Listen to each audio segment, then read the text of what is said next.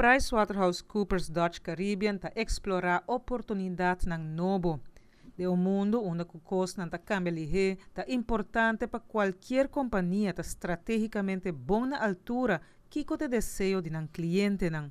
Como partner de PwC Dutch Caribbean, nós fazemos um análise profundo e chega à conclusão que o modelo comercial atual não é sungo no melhor interesse de nossos clientes não. E por motivo aqui, PwC Dutch Caribbean ha decidido fazer um cambio que los sirve interesse de nossos clientes não melhor. O cambio está entrante em julho de 2018.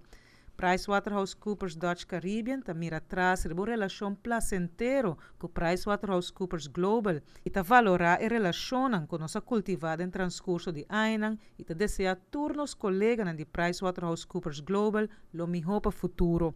A companhia lo queda operacional ribe isla de Aruba, Bonaire, Curaçao e Sint Maarten.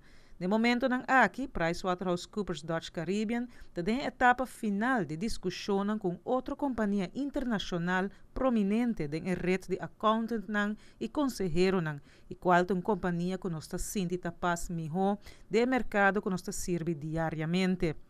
Para fim de luna aqui, nos lo elaborar mais ribe nos planos para o futuro. Como partner de PwC Dutch Caribbean, nós consideramos o desenvolvimento aqui excitante e te seguro que passo aqui lo laga nos realizar nos objetivos de melhor interesse de nossos clientes e comunidade em geral. Nós hope entusiasmar que a oportunidade que o desenvolvimento novo aqui te cria para nos gente, nos clientes e a organização. Después de 25 años trabajando para PwC Aruba, me tenho visto que estou super excited de zaken, met echt met meer hoop oportunidade e naturalmente a possibilidade que nós podemos hoop mais engage com os clientes, met querer cambio que eu conduzi com nós só tem outro tipo de serviço, tipo mais extensivo, mais pegar com os clientes, que eigenlijk o mercado chiquito que está tocando com nada, é que se hoop para botar hoop engage com Dus ik kan me pas met een hoop positief, met een hoop excited en met de kerk ons laten hoop maar extensief engage met onze cliënten naar de futuro. De klanten zullen geen veranderingen ondervinden van de switch naar de nieuwe brand. Bij de nieuwe brand zullen dezelfde mensen op dezelfde opdrachten werken.